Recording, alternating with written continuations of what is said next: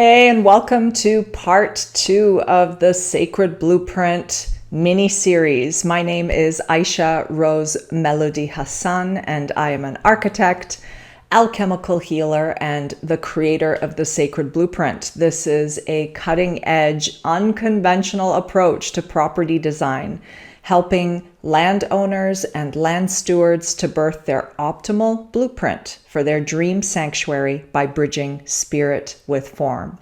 So last session, we talked about how I guide my clients through this unique approach to help them to design their home, their garden, their community, their temples. And it is the first phase of the signature system requires them to really let go of any kind of preconceived ideas, preconceived forms and structures that they want to impose onto their sanctuary design process. So I talked about how they'll often bring already designed ideas onto the table without really getting clear on what is the right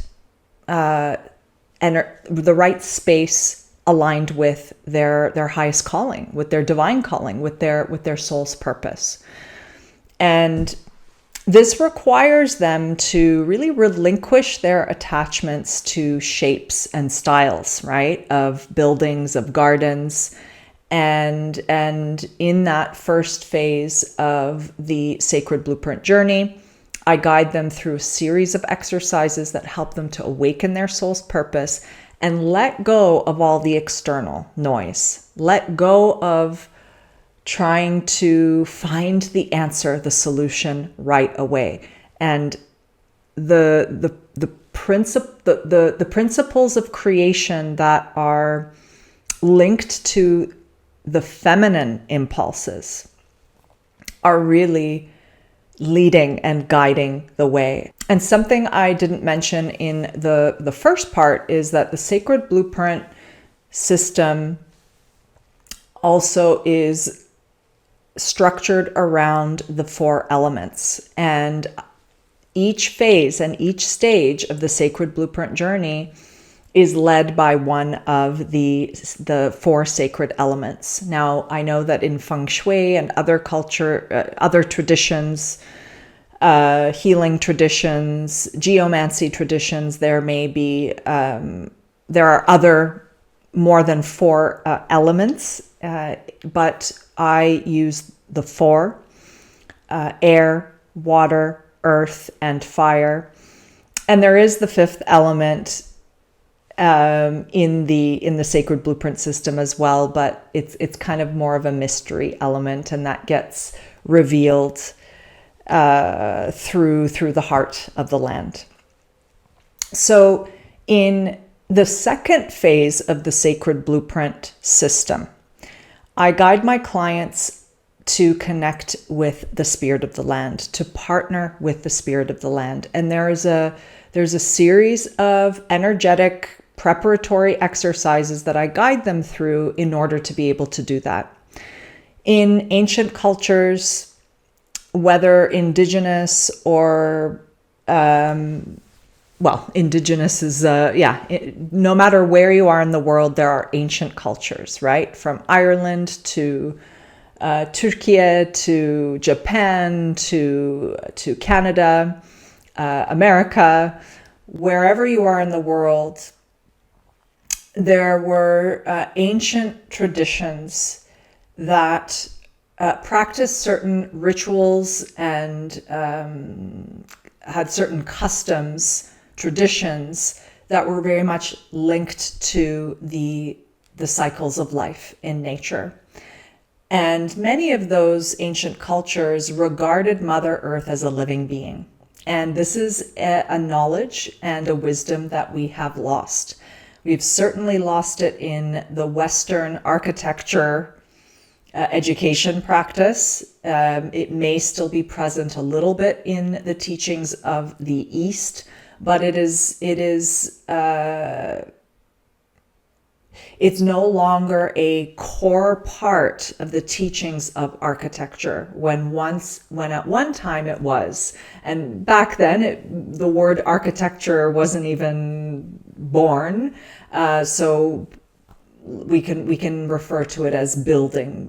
Master builders were connecting to the wisdom of nature. If you think about the ancient pyramids, right? Or if you think of ancient Greek temples, adobe, earth, mud, brick villages in the Middle East or New Mexico. I'm thinking of New Mexico as well. Beautiful architecture there. There was a connection, a deep connection to the earth. And the earth was regarded as a living being. And we are now awakening to that truth once again, that Mother Earth is a living being.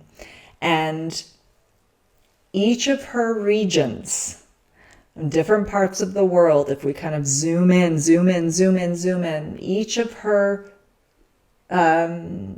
pieces of earth, right, have a unique energetic, a unique quality. We in architectural history, it was also referred to as the genius loci, right? The soul of place, the protector of place.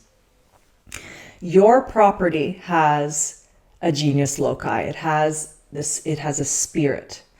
And this spirit is an accumulation or a combination of the flavor of the region, the nature spirits that animate it, whether the property is in the city or in the countryside, it does not matter.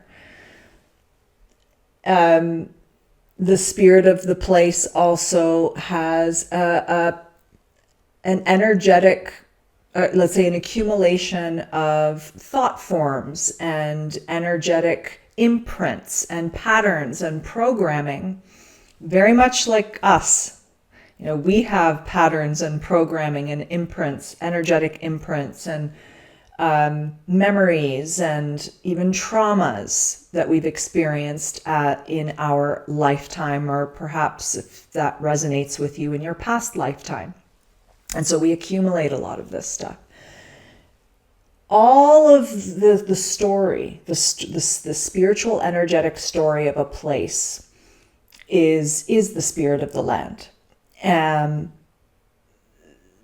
the spirit of the land, though, is not, it is a benevolent energy. It is a benevolent energy. It is the essence of place.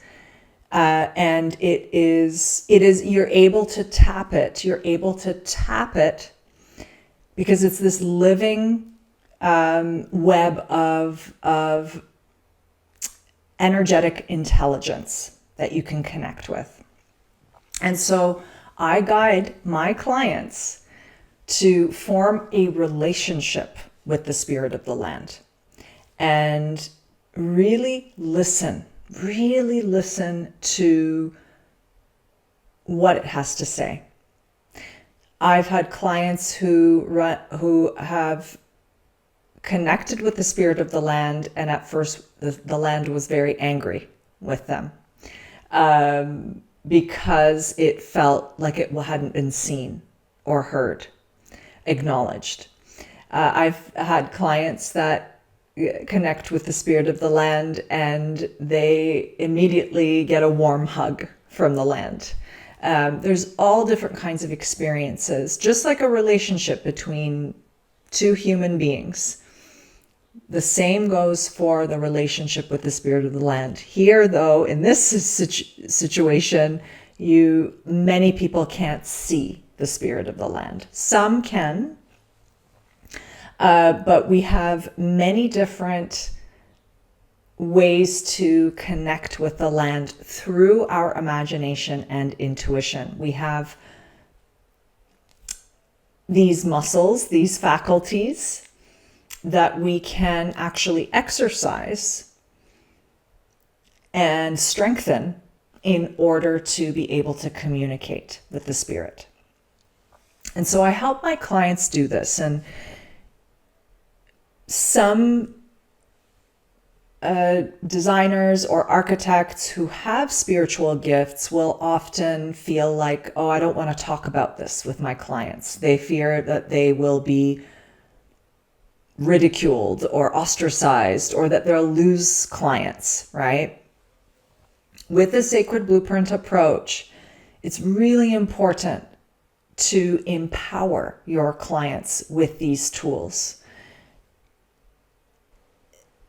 We are evolving. Humanity is evolving, and it is very important that we don't practice these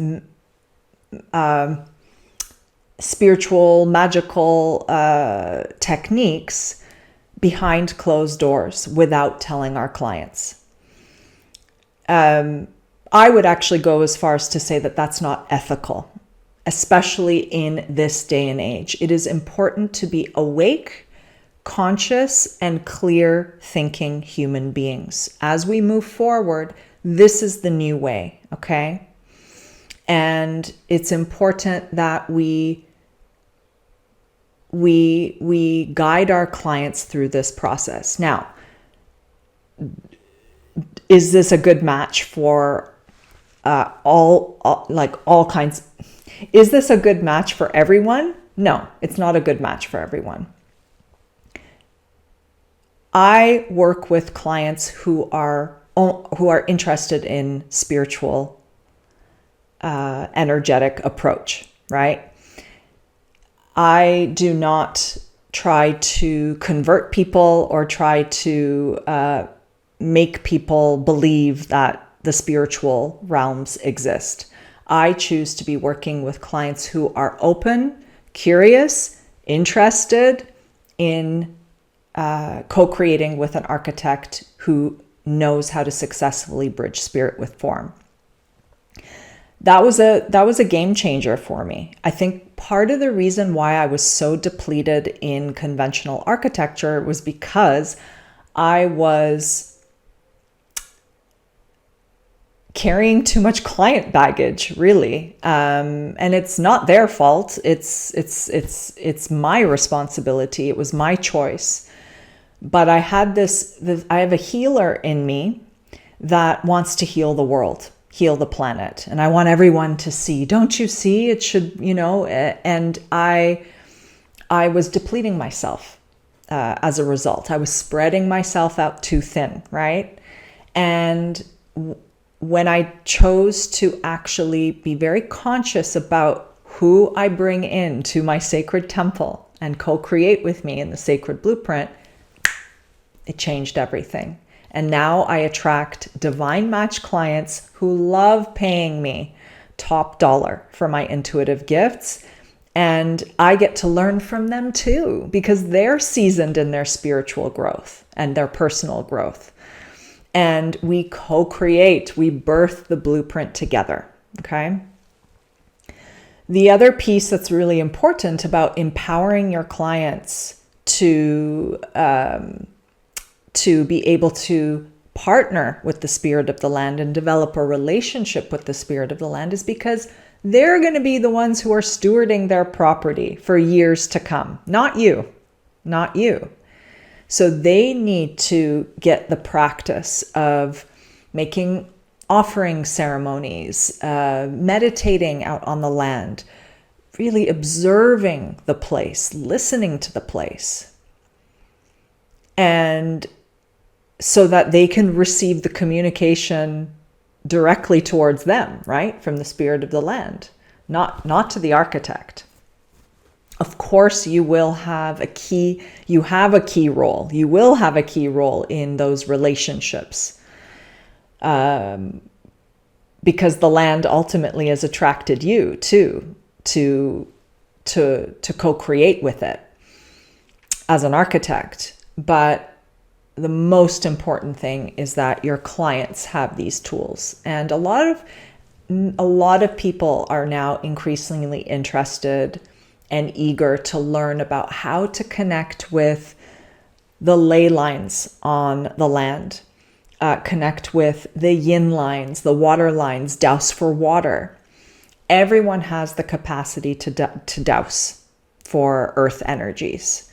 And this is a critical piece in the sacred blueprint system that helps your clients to locate indoor and outdoor spaces on their property, to design the ideal and optimal locations for these indoor and outdoor spaces. I'll give you an example. Placing a bedroom over a water line, especially if it's a toxic water line running under the earth, will not be good for your children or for your family for sleeping. I also guide them through how they can harmonize geopathic stress, like underground water. It could be earthquake fault lines. It could be just like traumatic events that have happened on the property, helping them to clear and purge. And we do these practices together. The power of co-creation is immeasurable. So I take them through a series of exercises that help them to be able to really discern and listen to the messages coming from the spirit of the land. It takes practice. We do visioning journeys together, and then once they've gotten clear about the intention for their dream sanctuary, this is in the first phase of the signature system of the sacred blueprint, then I teach them how to communicate that with the spirit of the land, so that they receive a vision for their optimal blueprint from the spirit of the land. Now, the other element I didn't talk about is the spirit guides. Your client will encounter and meet a whole variety of spirit guides, and some of them are kind of more on the earth plane, like more like the landscape devas or the nature spirits, although the devas are at a little bit of a higher level in the hierarchy. But they also have spirit guides up in the cosmos, angels, for example, guiding them through this process. And it's really exciting to witness my clients discover who their guides are. And some of them already have guides, and they invite them in to co-create with them. I work with partners as well as small leadership groups for communities, or it could be like a hotel or a resort. And so when you are working with more than one person, the types of exercises are different, and the dynamics are different, and the way that you hold space for your clients is different than just working one-on-one, right? Some of you maybe have experience working on house projects, and you know what that can be like, how challenging it can be for couples to design their own home. I mean, most of the time it's challenging for them to be on the same page, and there can be a lot of arguments. And I've even designed a house for a couple, and after the design was birthed, they got a divorce because it showed them like, wow, we really are not aligning, right? It was just a mirror for what their next step was. So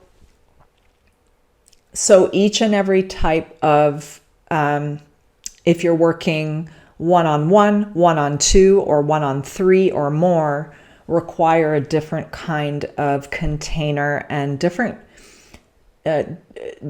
structure to guide them through the sacred blueprint system. So if you are interested in hearing more, discovering more about the sacred blueprint system and how you can build a prospering architecture practice, leveraging your intuitive gifts, attracting radiant health, divine match clients, and deep fulfillment birthing the sanctuaries of our new earth, I invite you to download, sign up for my free webinar, Unlock Your Spirit Architect Mastery. I guide you through actually a really powerful visioning journey where you discover your soul's temple. It's a super powerful exercise. And I also share my Sacred Blueprint Profit Map. This is where you will really learn the tips and structure and the tools that will help you to move away from conventional architecture, which is actually based on the dollars for hours model that has been depleting you and draining you, and move into a totally new system where you do not need to be putting in all of these hours a week and slaving in front of the computer. It's a system that's going to support you to really streamline your design process, transmit the blueprints with ease and flow, and really position yourself as a leader, or rather expert in your field, because AI cannot replicate your intuitive gifts. This is so important. AI cannot replicate or replace your intuitive gifts. I don't care what all the AI experts are saying out there. I know that there's even super AI and it's getting extremely sophisticated, but AI cannot communicate with angels and nature spirits and douse for all the energy lines. Okay, I'm sure there's some kind of machines that they can bring in, etc., but there's nothing as sophisticated as the human vessel. And especially if you're a woman architect, you have the gift of your feminine magic. And we're only scratching the surface of the power of our feminine magic. And the Sacred Blueprint's going to help you to really tap your feminine magic and birth these incredibly stunning healing blueprints for your clients. And more people are yearning for these healing structures, healing spaces, after so many years of humanity suffering from chronic illness like I did, from overworking, over-designing, depression, anxiety, addiction. What I'm hearing is lost souls. And there is an agenda, take or leave what I have to say, an agenda that wants to, and certain groups of people that want humanity to be completely lifted off of the earth, that our connection from the earth is severed, and that we live a totally synthetic life in a digital land with machine parts inserted into us. I am a stand for the living, organic human being and her powers, her capacities, her capacity to be a bridge between heaven and earth. And people who are awakening and who are devoted to building beauty on this planet are actively seeking for architects who have these intuitive gifts, who can successfully bridge spirit with form. So make sure you sign up for my free webinar, Unlock Your Spirit Architect Mastery.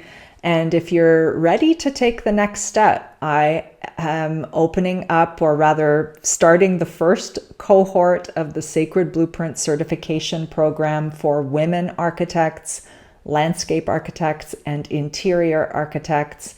This is a 12-month pathway where you are going to master the art of spiritual energetic property design by leveraging your intuitive gifts. And this is a movement that we are building together, and there will be opportunities to collaborate on sanctuary projects in the future. And I'm just so lit up and so excited about it. We begin June 22nd, 2026. So for those of you who are watching this video before this date, we are offering a special discount when you apply before May 31st, 2026. Make sure you get your applications in. I'm curating a select constellation of women, so spots are limited. If you're feeling the tingles, if you're receiving the nudges, apply. It's next level and an unparalleled program. There's nothing like this anywhere else, and I look forward to having you in the container. So all the details are below. When you sign up for application, program and application details, you will get access to 2 video walkthroughs walking you through the program outline as well as the application form. All right, so I look forward to seeing you in the next part of the Sacred Blueprint 5-part mini-series. In the next part, I'm going to be talking about the process, the third stage of the Sacred Blueprint signature system. And this is where I support my clients to actually draw the first blueprint for their sanctuary. And yes, I get my clients to draw the first blueprint. It's not the architect. And then I support them to really connect with the heart of the land, to generate the indoor and outdoor spaces and their specific locations on the property by tapping the energetics of place. So stay tuned for part 3. All right. See you in the next session. Bye.